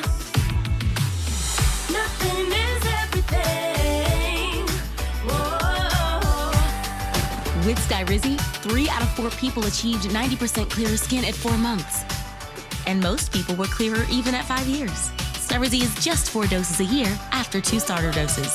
Don't use if allergic. Serious allergic reactions, increased infections, or lower ability to fight them may occur. Before treatment, get checked for infections and TB. Tell your doctor about any flu-like symptoms or vaccines. Nothing and me go hand in hand. Nothing on my skin, that's my new plan. Nothing is everything. Now's the time. Ask your doctor about Skyrizi, the #1 dermatologist-prescribed biologic in psoriasis. Learn how AbbVie could help you save. Penny, Amy, and Bernadette watch Raj, who chats with a blonde girl at the bar. Looks like he's doing pretty good. Now, of course he is. Look, that girl just got dumped by her boyfriend. She's angry, she's drunk, and her favorite movie is Slumdog Millionaire. That is some low-hanging fruit. Raj approaches. Oh, here he comes. So, how'd it go? Great. I bought her a couple of drinks and she gave me her email address. Ooh! Jennifer, and not even if you were the last guy on earth, .loser. What? Sorry, Raj. Why can't I find someone? I'm smart, I've got a cool job, and my naturally bronzed complexion means I can pull off mustard yellow in a way most guys can't. Honey, it's not you, it's them. No, it's not. Just too beautiful for me. Why would you say that? It's true. I'm always attracted to women I can't have. I do it all the time. I did the same thing with the 2 of you. The 2 of them? I don't understand. Well, there was a time when I had a thing for Penny and I thought she was into me too because she got drunk and naked and climbed into bed with me. But apparently I misread those signals. And you liked Bernadette also? That was before Penny. I make it a rule to only fall for one of my friend's girlfriends at a time. I'm very old-fashioned that way. So at some point you probably had a thing for me too. No, not really. Raj sips champagne. Come on, Raj, not even a little bit? Not that I can think of. Think harder. Nope. I guess the heart wants what the heart wants, or in this case, doesn't. I mean, at all. Penny, Bernadette, and Amy stare at Raj. What? Meanwhile, Sheldon sings. Ye who now will bless the poor shall yourselves find blessing. Ba-da-bum. Done? I think the word you're looking for is bravo. Okay, you leave the room and find yourself standing before a pool of melted snowmen. No melted snowmen. Are there carrots and lumps of coal in the water? I don't know, what's the difference? It's a game of the imagination, Leonard. Paint a picture. Fine, you leave the room and find yourself standing before a pool of melted snowmen. There are carrots and lumps of coal in the water. Do we know what happened to the top hats and the corncob pipes? You see those two? Oh, it's like I'm really there. Sheldon walks to the kitchen. Stuart smiles. I gotta tell you, this is the most holiday fun I've had since my therapist changed my anxiety medication and I stopped caring about the blood in my stool. Good story. Sheldon returns with a drink. What are you drinking there? A little eggnog? Yes. Was there a problem? No, it's nice to see you enjoying a holiday beverage. Pretty Christmassy. Since when is eggnog a Christmas drink? Wait, eggs are available all year round. I've been known to enjoy this poolside. Come on, Sheldon. You know all the Christmas stories and the carols. You've got an eggnog mustache going on there. Just admit it. You're getting a little Yuletide spirit. Yeah, don't be silly. Christmas is a bunch of baloney created by the tinsel industry. Why is this so important to you? Honestly, because I had enough crappy Christmases as a kid, and I'm tired of you sucking the joy out of them now. What's so bad about them? I grew up in a house full of crazy academics. Instead of leaving Santa milk and cookies, we had to leave him a research paper. And in the morning, you could tell he'd been there because the paper would be graded. No wonder you love Christmas. That sounds amazing. It wasn't amazing. Got a C- 4 years in a row. Yeah, I'm familiar with your work. C- was your gift. At the club, Raj turns to Amy. Amy, I'm really sorry. I didn't mean to upset you. It's fine. I'm used to being the girl who never gets looked at twice. Didn't have my first kiss till I was 22, and the guy only did it so I give him back his insulin. Sometimes the pancreas wants what the pancreas wants. Forget it. I don't expect you guys to understand. I understand. In 7th grade, I played Spin the Bottle and it landed on Alina Shankar. She said if I came near her, she would break the bottle and gut me. You think that's bad? In college, I passed out at a frat party and woke up with more clothes on. Penny and Bernadette stifle smiles. Sometimes I get so lonely, I sit on my left hand until it goes numb. Then I put it in my right hand and pretend I'm holding hands with another person. I do that too. Sometimes the left hand tries to cop a feel. And I let it. It's kind of nice to talk to someone who understands what it feels like to be alone. It is, isn't it? But you're not alone anymore. Now you've got Sheldon. I do. And don't worry. Someday you'll have somebody too. Thank you. I hope she's half as lovely and amazing as you are. Raj puts his hand on Amy's shoulder. Thank you, Rajesh. He wants me. I'm good. We can go now. Amy walks off. Damn it. What? Now that I know she doesn't like me, kind of into her. At home, Sheldon draws on a dry erase board. All right. I think I cracked the code to lower the drawbridge. Great. Let's do it. Sheldon, Howard, and Stuart pick up handbells. The drawbridge is lowering.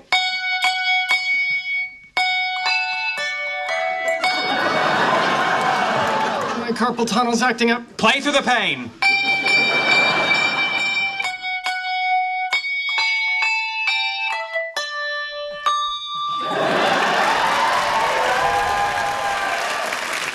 You did it. The drawbridge is down. You cross the chasm and find yourself in a small dungeon room. And in the corner, chained to the wall, you see a bloodied and beaten Santa Claus. He says, "Ho, ho, help me."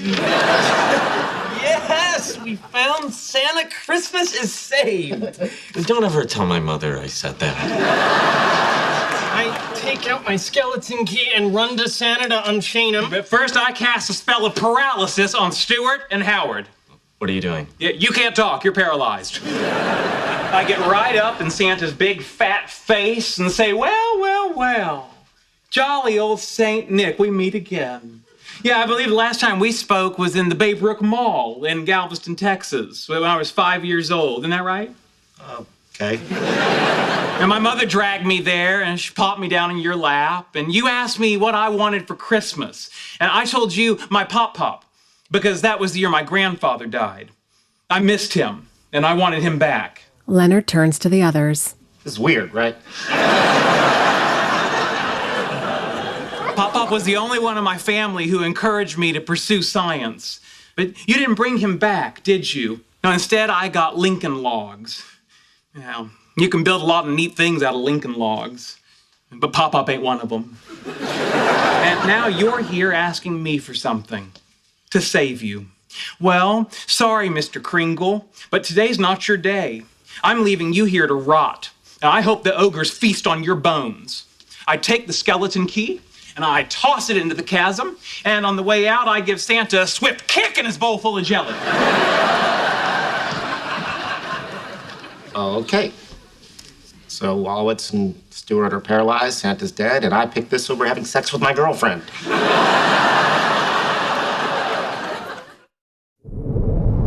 At night, Sheldon, wearing pajamas, walks out of his bedroom. In the living room, Santa leaves presents near the tree. Santa? Oh, hello, Sheldon. You should be asleep. Well, then you shouldn't have jingle bells on your boots. I know. I've been wanting to talk to you. I'm sorry I disappointed you when you were a little boy. I can do a lot of magical things, but unfortunately, bringing your Pop-Pop back isn't one of them. I understand. But I do have something special for you. Close your eyes. Sheldon closes his eyes. Oh, I hope it's a train. Oh, it's better than a train. 2 trains? Better. I'm getting 3 trains. Okay, open them. Holding a torch, Santa stands beside a cannon. This is for leaving me in the dungeon to be eaten alive by ogres. Wait, hang on. In my defense. Ho, ho, ho, you big dork. He lights the cannon. As it fires, Sheldon wakes up in his bed. Executive producer Chuck Lorre.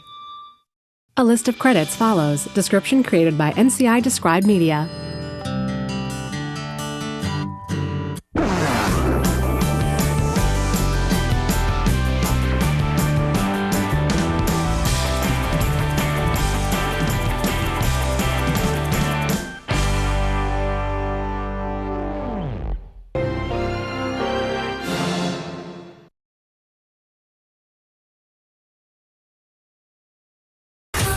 Iris, wake up.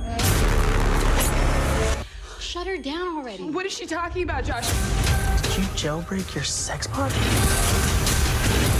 Wow, Josh. Companion, rated R. Sheldon and Leonard play Jenga. Well, I must say, Leonard, when I first heard your idea for giant Jenga, I was skeptical. I can't blame you. Tiny Twister was a complete bust. Oh, no, I was wrong. The looming threat of being crushed under a pile of lumber does add a certain spice. I've never felt so alive. Sheldon opens the door for brunette Alex. Oh, hello, Alex. Let me go get you last night's recordings. What recordings? Well, you remember when you told me I talk in my sleep? Well, it occurred to me that, like most things I say, it's probably pure gold. So I started recording it all, and now Alex gets to comb through 8 hours of what I like to call Sheldon After Dark. Sheldon leaves the room. Hey, Leonard. Hey, just playing a little giant Jenga here. Oh, I know. I'm the one who had to buy him the helmet. So, do you have any plans this weekend? Oh, most of Saturday is going to be figuring out where to put this game when we're done. How about you? Oh, I'm gonna go see Kip Thorne give a lecture on subatomic spacetime. Oh, that's his take on John Wheeler's quantum foam. That should be great. Well, if you want, you can come with me. I'd love to, but I'm supposed to hang out with Penny. Well, bring her. Oh, she's not really into that kind of stuff. Yeah, okay. Well, if you want to hear about the lecture, I can tell you all about it at work, or, you know, over dinner sometime. Leonard knocks down the giant Jenga tower. Sheldon rushes in. Giant Jenga, I win!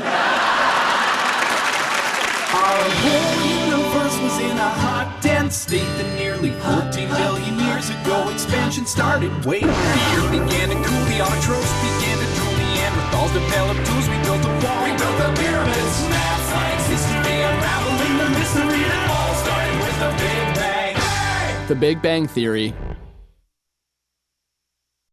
In the university cafeteria. Come on, that can't be true. I did the research. Tony the Tiger, Diggum the Frog, Cap'n Crunch, Toucan Sam, Count Chocula, Trix the Rabbit, Snap, Crackle, and Pop.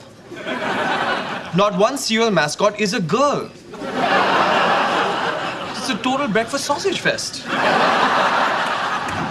Are we done with this? Almost. Frankenberry, Brewberry, Sugar Bear, and the Honey Nut Cheerio bee, I believe his name is Buzz. Terrific. Something weird happened and I don't know what to do about it. What's going on? Sheldon's assistant asked me on a date last night. How could you do that to me? You know I've been working it with Alex for weeks. Working it? You can't even talk to her. I talk with my eyes. Raj lowers his head, then gazes at Leonard and Howard with raised eyebrows. Look like my little cousin when he's dropping one in his diaper. She knows I have a girlfriend. It's so weird. Oh my God, you're loving this. To my bones. I mean, I'm not gonna do anything about it. I love Penny. It's just nice to have a young, attractive woman sniffing around the goods. I both hate you and want to be you. This is Ryan Gosling all over again. Oh, gentlemen. What is on the conversational menu this morning? Leonard stole my woman, and he knew full well I was only 6 to 8 months away from making my move. I didn't steal anyone. Your assistant is totally hitting on this jerk, and he loves it. Well, that's not acceptable. I mean, I'm her boss. She needs to be solely focused on my needs, not distracted by your pasty androgynous brand of sexuality. I'm androgynous? Oh, please. Look at you with your pouty bee-stung lips. What do you guys think I should do? I say you tell Alex your heart belongs to Penny. I provide her a shoulder to cry on, and then roughly half a year later, I give it to her good. Later, in his apartment, Sheldon addresses Penny, Bernadette, and Amy. I want to thank you all for coming on such short notice. In the past, I've reached out to each of you individually, but I believe my present situation requires the collective wisdom of the group. Which, as you can see from your commemorative T-shirts, I have dubbed Sheldon Cooper's Council of Ladies. He holds a pink, customized T-shirt. Penny turns to the others. What is happening? I need your advice about a delicate workplace situation. To protect those involved, I'll be changing their names. Who's involved? Well, there's a short, bespectacled colleague of mine who lives in the shadow of his brilliant roommate. Let's call this colleague Ricardo Shilly-Shally. You're talking about Leonard. No. Shilly-Shally has red hair, and he briefly served in the Mexican Navy. Anyway, despite the fact that he has a girlfriend, Shilly-Shally has been the recipient of inappropriate workplace flirtations from a young lady. It's your assistant Alex, isn't it? No, this is Tondalea della Ventimiglia. Wait, what the hell's going on with Leonard and Alex? I'm sorry. Who's talking about Leonard and Alex? What? Fine, it's Ricardo and Tondalea. Well, okay, look, it's not really about Ricardo and Tondalea. It is really about her boss, who doesn't quite know how to handle this situation and could use your advice, which is surprising because Dr. Einstein von Brainstorm, he's usually pretty smart about these things. Ugh, I'm gonna kill her. I'm sure you've got nothing to worry about. Leonard would never cheat on you. She's right. But say the word, I got a lab full of cocaine-addicted monkeys with nothing to lose. One of them could end up in the backseat of her car. Or her shower. Okay, ladies, please. We're not here to talk about Penny, okay? We're here to talk about me. I mean, Einstein von Brains. Oh, darn it. All right, I guess the cat's out of the bag. Let me explain what's going on. Ricardo is really We know what's going on, Sheldon! Well, what should I do? Well, Alex is your employee. If she's doing something that's making Leonard uncomfortable, you should talk to her. Oh, no, he's not uncomfortable at all. No, he's loving it. Yeah, he's strutting around like he's 5'6". What? He's loving it? Sheldon, you need to talk to Alex right away. Talk to her. Wait, that's all you've got? Yeah, with a cool name like Sheldon Cooper's Council of Ladies, I really expected more. Give me back the t-shirts. The women hand Sheldon the t-shirts. Later, in his university office, Sheldon works at his desk while Alex stands at the file cabinet. Alex, check my schedule. What does my afternoon look like? I think it's pretty wide open. Oh, wait, here's something at 4 o'clock. Give Alex a talking to? Well, that snuck up on us, didn't it? Alex sits. Is there a problem? Yeah, let's not call it a problem. No, let's call it an opportunity to solve a serious problem. What did I do? You don't know? Oh, you poor dear. Your ovaries are squirting so much goofy juice into your brains, you don't even know which way is up. You made an inappropriate sexual advance towards Dr. Hofstadter. What? I didn't make a sexual advance on anybody. Now, there's no need to get defensive. Look, I'm not unsympathetic to your plight. My father used to say that a woman is like an egg salad sandwich on a warm Texas day. What? Full of eggs and only appealing for a short time. This conversation is making me uncomfortable. Yeah, you and me both, sister. Now, please understand, I don't hold you responsible for your behavior. Because see, from an evolutionary standpoint, you're a slave to your desire to reproduce. But during the workday, when you feel possessed by amorous intent, may I suggest that you suppress it by leafing through this illustrated book of sexually transmitted diseases. He opens the book. Oh, yes. Check out this oozy doozy. To go. What, now, so does this fellow, but he can't without it burning like hot soup. Alex leaves. Next, Penny ascends the apartment building stairs and stops as Leonard steps out of his apartment. Hey, pretty lady.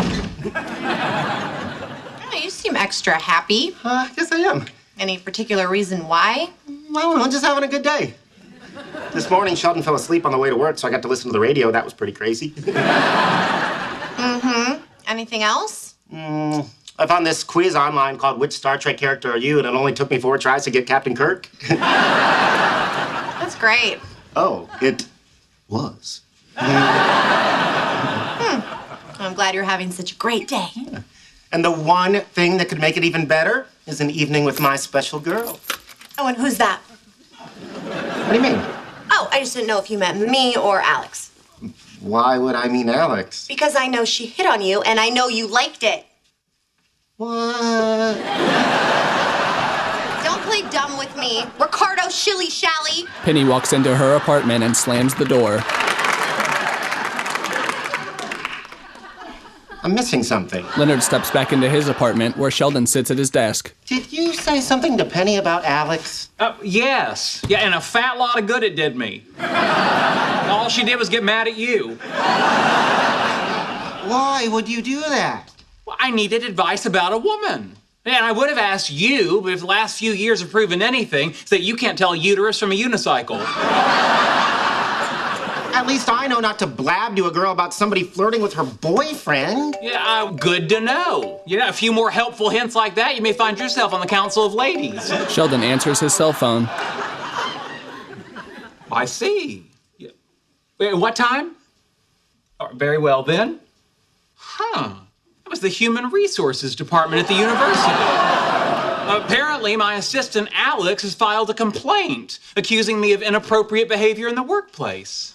Oh my God, what did you do? Oh, let me think. Nothing, I'm a delight.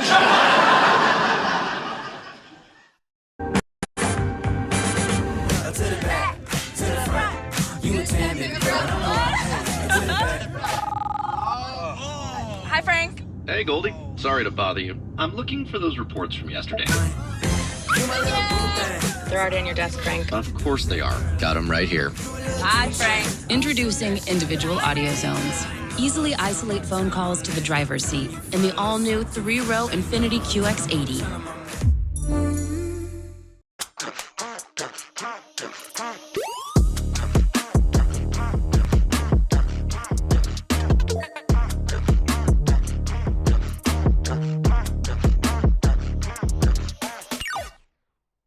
Activating programming. Great idea!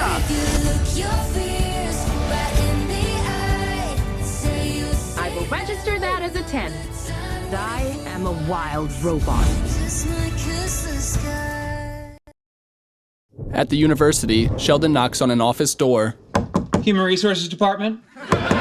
Human Resources Department. Human Resources Department? A black-haired woman. Come in. Sheldon walks in. Hello. Dr. Cooper, have a seat. Thank you. I called you in today because your assistant, Alex Jensen, has lodged a complaint against you. So I've been told. But I can't understand what she has to complain about. I mean, she has a front row seat as I make scientific history. But there's string cheese in my mini fridge, and that's for anyone. Yeah, and just yesterday, I led her away from a life of sexual promiscuity by making her look at pictures of disease-ridden genitalia. Staring at Sheldon, the woman picks up her desk phone. Cancel my next appointment. This is gonna take a while. Dr. Cooper, you said things to your employee that you just cannot say in the workplace. Like what? Well, according to Miss Jensen, you said that she was a slave to her biological urges and called her an egg salad sandwich. Sheldon nods. I don't even know what that means, but I'm gonna go ahead and tell you you can't say it. Oh, I see the confusion here. No, Alex thought I was singling her out. No, I meant that all women are slaves to their biological urges, you know? Yeah, even you. You're a slave. The woman shifts in her seat and furrows her brow. I'm a what? Well, I'm just saying, you know, at a certain point in a woman's menstrual cycle... You can't talk about that either, Dr. Cooper. Your language is entirely inappropriate, and I'm going to advise that you shut your mouth right now. Yeah, I don't see why I'm the one being persecuted here. You know, Dr. Hofstadter, he was bragging about his sexual desirability to anyone who would listen. You know, and Howard Wolowitz, he spent 2 years using university resources building a 6-breasted sex robot. Yeah, and at the office Christmas party, I heard Rajesh Koothrappali refer to you several times as brown sugar. Hofstadter, Wolowitz, and the last one was Rajesh Koothrappali? Yes. But in his defense, that wasn't racist. He's also brown. Sheldon smirks. Later, Penny opens her door for Leonard, who plays a cello and sings. I'm sorry, Alex, hit on me, hit on me, hit on me. Sorry, Alex, hit on me, I had no idea I'm cute.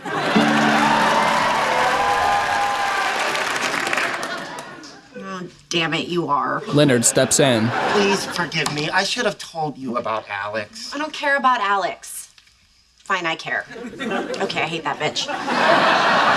But what really hurt is that you liked it so much. I mean, do I need to be worried? Of course not. No, why? Because she is pretty and smart, and when you talk about work, she doesn't have to go home and look up words in the dictionary and understand what you said. You do that? No. They sit on the couch. Hang on. Are you feeling insecure? Because that's my thing, and if you take it away, I don't know what I'm bringing to this relationship. Yes, Leonard, I am insecure. Happy? No, not happy. Leonard stifles a smile. Why are you smiling? I'm sorry. I just never think of you having feelings like that. Well, I do. Why? Nothing is ever going to happen between me and Alex. Good. Come here. Leonard hugs Penny. I'll tell you a secret. What's that? All these women chasing me, I kind of do feel like Captain Kirk. Can I tell you a secret? Sure. Keep talking about Captain Kirk and we're all gonna stop. Message received. Penny rolls her eyes. Leonard reaches for his cell phone. Use me. He answers a call. Hello. This is Dr. Hofstadter. Okay. All right, thank you. That's weird. Getting called into human resources. What did you do? I don't know. Meanwhile, Howard stands in his kitchen with Bernadette. I just got called into human resources. Why? I don't know. At Raj's apartment. That is so strange. Human Resources wants to talk to me tomorrow. Could you stop licking your ass for 2 minutes? I have a problem here. Raja's small, shaggy dog licks herself. Later, in a university waiting room, Howard sits beside Raj, who pours liquor into a coffee mug. Do you really think you should be drinking right now? How else am I supposed to talk to the Human Resources lady? I don't know. Seek professional help? I did. The guy at the liquor store said this stuff tastes great in coffee. Leonard ambles in and sits beside Raj. You got called in too? What is going on? Sheldon threw us all under the bus. I feel like I've been called down to the principal's office. Although I wouldn't mind if Brown Sugar suspended me. From a sex swing. Raj glances at his mug. This may have been a mistake. Relax. Everything's gonna be fine. Before I met Bernadette, I was in here every other day. And little tip, turn off your I like big butts ringtone before you go in. This is all your fault. How is this my fault? If you weren't screwing around with Sheldon's assistant, none of this would be happening. I wasn't screwing around with anyone. Oh, of course not. She was just sniffing around your goods because she was hunting for truffles. The Human Resources lady. Oh, Mr. Wallowitz, it's been a while. Hey, Janine. Howard, Tom, and the kids. Fine. You must be Dr. Hofstadter. Yes, but I think this is all a big misunderstanding. Yeah, me too. I didn't do anything. Is that alcohol on your breath? Howard built a sex robot.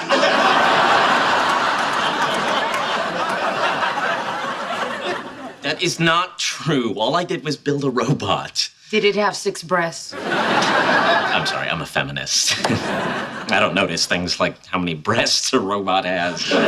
Sheldon strolls in. Well, hello. What are you doing here? Actually, I came to speak to Mrs. Davis. And I'm a little busy right now. Yeah, but I came to file a complaint. Yeah, somebody has made me feel uncomfortable in the workplace by using language of an inappropriate and sexual nature. And who was that? You dirty birdie.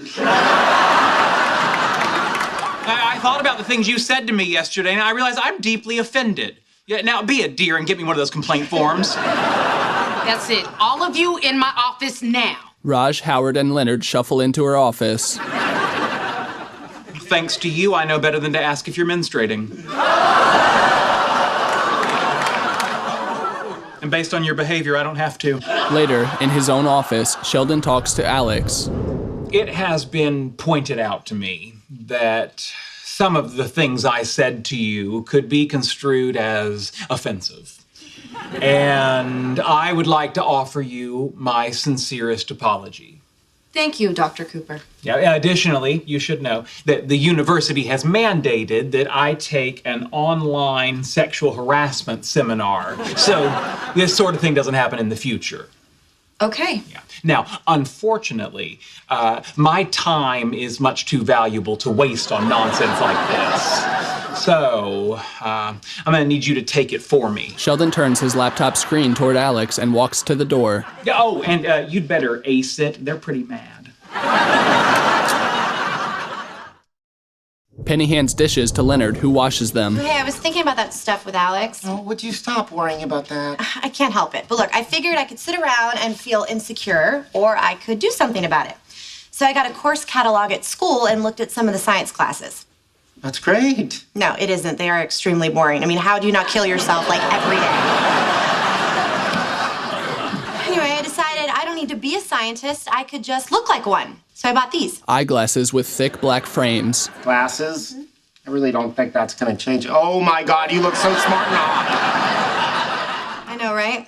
Watch this. She lowers the glasses onto her nose.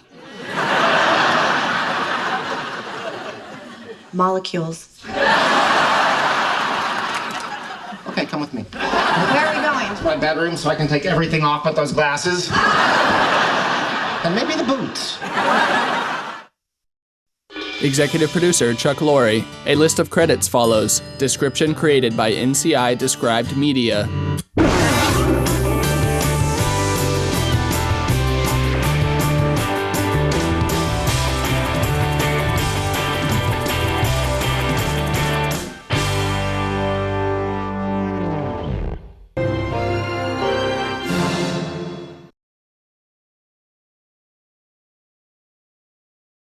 Ragu Carol Cook. If you don't like it, that's not my business. Tastes amazing. That's great, yeah. I told you, delicious, home-made best. Love it or your money back. If you don't believe in me, buy and test. Ragu! It's an honor proof. Sheldon steams a Star Trek uniform. Hey, you steam my uniform next? Yeah, well, interesting. Do you recall this conversation? Leonard, want to go halvesies on a steamer? Yeah, no, Sheldon, we don't need a steamer. Looks like that rumpled chicken's come home to roost. Penny walks in. Hi, here are the makeup sponges you asked for. Oh, thanks. I thought I had more. Leonard opens a metal case, then pulls out a set of connected containers. Damn, you've got more makeup than I do. You've got better makeup than I do. Yeah, I'm borrowing this. Hey, this is my Comic-Con makeup. I love you, but there are some things a man doesn't share with his girlfriend. Leonard returns the makeup to its spot. That's a wise policy. I once borrowed my sister's makeup for a costume contest, got a terrible case of pink eye. Yeah, but luckily I was going as a zombie. I won second place. I feel like you guys just went to Comic-Con. That was San Diego Comic-Con. This is Bakersfield Comic-Con. Is that better? It's a lot smaller. It's more about the comic books, the way these conventions used to be before they went all Hollywood. So to answer your question, no, it's not better. Well, then why are you going? It's a comic book convention. You know, it's like pizza or particle accelerators. Even the stinky one's still pretty good. All right, well, you guys have fun. I guess I'll see you Sunday night. Yeah. Okay. Oh, hang on a second. Hold this. Leonard hands Penny a newspaper, then photographs himself kissing her cheek. What was that for? To show people when they don't believe me.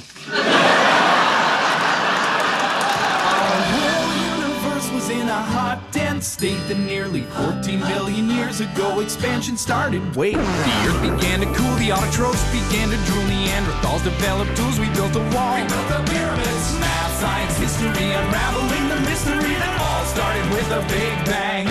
The Big Bang Theory. At a restaurant. Oh, this is the best. You have booze with breakfast on a Tuesday, you got a problem. You do it on the weekend, you got brunch. Sheldon doesn't believe in brunch. He can't stand being at a table where one person's having an omelet and another person's having a sandwich. It's not exhausting at all. Oh, Penny checks her phone. it's Leonard. He says they're on the road and headed for Bakersfield at warp speed. Maybe it's the mimosa, but I'm gonna give the kid an LOL. Penny texts. It's cute how excited they are. You should have seen Howard sewing his costume all week for the convention. When did Howard learn to sew? When he was a little boy, every couple months he would have to let his mom's pants out. I don't even understand why they go to these conventions. I know. 4 of them work at a major university. They're all super smart. How can they still be into something made for 12-year-olds? I don't mind it. I think Howie's just in touch with his inner child. Although when he comes to bed in his Batman pajamas, sometimes it feels like I'm touching his inner child. It's probably because they were bullied growing up. In a world where you can't fight back, superheroes provide meaningful wish fulfillment. Now I feel bad for picking on all those kids. Although, in my defense, if Danny Biffle didn't want to eat a mouthful of dirt, he shouldn't have shown up to school wearing a bow tie. I've never even read a comic book, you guys? No. I mean, it's such an important part of their lives. Maybe we should try reading some. Seriously? The comic book store isn't far from here. That is an amazing idea. Okay, how many of these have I had? Leonard drives as Sheldon sits in the passenger seat. Howard and Raj ride in the back. I think you should turn on the GPS. It is on. Yeah, but the turn-by-turn voice option isn't on. You know I'd feel more safe if you'd turn on the turn-by-turn voice option. I love the turn-by-turn voice option. Howard turns to Raj. Has it really only been 10 miles? Raj nods. turning it on, but just to shut you up. Leonard, bear left and continue on Interstate 210. Leonard looks perplexed. Ooh, sounds like that fellow knows what he's talking about. I'll put on my listening ears if I were you. What did you do? I found a hack online. I was able to upload MP3 recordings of my voice to your GPS. That is so cool. Counterpoint, no, it's not. Continue on Interstate 210 for 5 miles. Here's an interesting fact about interstates. Leonard glowers. Really? Shh. He said it's interesting. Interstates are numbered as follows. Even-numbered routes run east and west. Sheldon gasps. Odd-numbered routes run north and south. He smirks. 3-digit route numbers indicate bypasses or spurs. Look, Leonard, there's a bridge. Drive off it. You know, we're not that far from Vasquez Rocks. Oh, they shot a lot of Star Trek episodes out there. We got our costumes in the trunk. We could go there and have a little photo shoot. Great idea. I haven't had a carbohydrate in 2 weeks. These cheekbones need to be in front of a camera before I eat a pretzel and they're gone. Yeah, it sounds fun. Oh, smashing. Now, Leonard, do you know how to get there? No. Yeah, well, luckily, someone in the car does. Recalculating. While we're waiting, do you know which president signed the Interstate Highway System Act into law? The answer, coming up in 14 miles. None of you will get it. It's Eisenhower. Penny, Bernadette, and Amy walk into the comic book store. Immediately, men throughout the store look up and stare at them.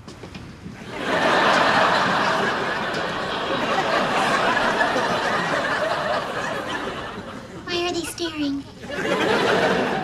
Who cares? Just soak it in. Amy runs her hand through her hair as she steps forward. Hello, boys.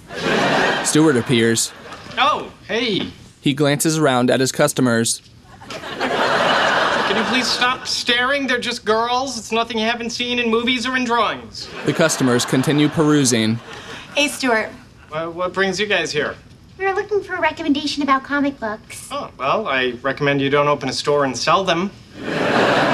No, we were just wondering why the guys like this stuff so much, so we thought we'd give it a try. Oh, okay. What do you think you might be into? Superhero, fantasy, graphic novels, manga? I swear I will turn a hose on you. The customers return to their comic books. One bespectacled man walks away. What kind of comics do the guys like? A little bit of everything. Mostly superhero stuff. All right, well, who's the best superhero? I can't ask a question like that in here. You trying to start a rumble? Well, what do you recommend? Well, let's see. You've got your basic clean-cut good guys, Superman, Spider-Man, Captain America. Then you have your darker anti-heroes, your Batman, your Wolverine, Punisher. Ooh, I do love a bad boy. As evidenced by your boyfriend and his fear of hamsters. Stewart pulls a wrapped comic book from a shelf. If I were you, I'd go for Fables #1. The artwork is sophisticated, it's intelligently written, and it doesn't objectify or stereotype women. Ooh, Thor, he's hot. Yeah, he kind of is. Wearing their Star Trek uniforms by the desert roadside, Raj applies makeup to Sheldon's face. And we're blending, and we're blending, and we're done. Sheldon peers at his reflection in a handheld mirror. I know Mr. Data isn't supposed to smile, but here it comes. A wide grin spreads across Sheldon's face. Come on, guys, let's do this. Yeah, I'm sweating my bald cap off. Leonard appears to be bald. Wearing futuristic armor and a lens over one eye, Howard runs from behind a camera on a tripod. So what's our first pose gonna be? I say we begin with a classic Star Trek fight scene. I'll set the timer. As Leonard steps to the camera, the others pose. Raj cocks his fist while Sheldon holds his own chin in his hand. Sheldon, how is that a fight pose? Mr. Data's weapon is his mind. I'm wielding it. Leonard slides his glasses into a pocket as he joins the others and poses as if fighting. Phasers on the Borg! Raj and Leonard pretend to shoot phasers. Charlie's Angels! In front of a large rock formation, they pose like Charlie's Angels. Okay, what's next? Now let's do some sexy glamour shot. Raj hurries to the camera. I'll set the mood. As he adjusts the camera, Howard rocks his pelvis back and forth. Leonard thrusts his hips, and Sheldon, his chin still in his hand, half-heartedly kicks out his feet. Yeah, nice one. That's right. Oh my God, Leonard, someone's stealing your car. What? Hey! Hey! Come back here! Oh, stealing is against the law. Incredulous, they gaze into the distance. I don't believe this. Son of a bitch. Well, I'll call 911. What? Oh no! My phone is in my other pants. Oh, so's mine. Anybody got any ideas? Nope. The only thing left to do now is assign blame. Nice going. Sheldon turns to Raj. Spoons, they're out. Panera's new ciabatta dippers are in. Each melty sandwich paired with a perfect portion of soup is made to dip. Go for the French dipper or spicy chicken dipper. No spoon necessary when your sandwich is built to do the dipping. Only at Panera for a limited time. I take caring for my kitty very seriously. When I found a health monitoring kitty litter, I had to meet the creator. Oh, hi, kitten. Please call me Martha. This litter seriously stops odors and it changes colors. Go to prettylitter.com. Activating programming. Great idea!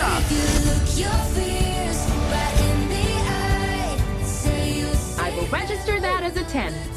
I am a wild robot. They stand by the side of the road. What kind of a person steals another person's car in broad daylight? What kind of a person leaves his keys in the car? Thought we agreed this was all Kuthrapali's fault. You're right. Sheldon turns to Raj. Nice going. Howard peers down the road. Car! Everyone sticks out their thumb except Sheldon, who waves. What's wrong with people? Why don't they stop? Maybe we're better off. You know, what if we were to get in a car with a crazy person? Look at us, Sheldon. We're the crazy people. Well, perhaps we should hold up a sign that assures passing motorists of our mental competence. Good idea.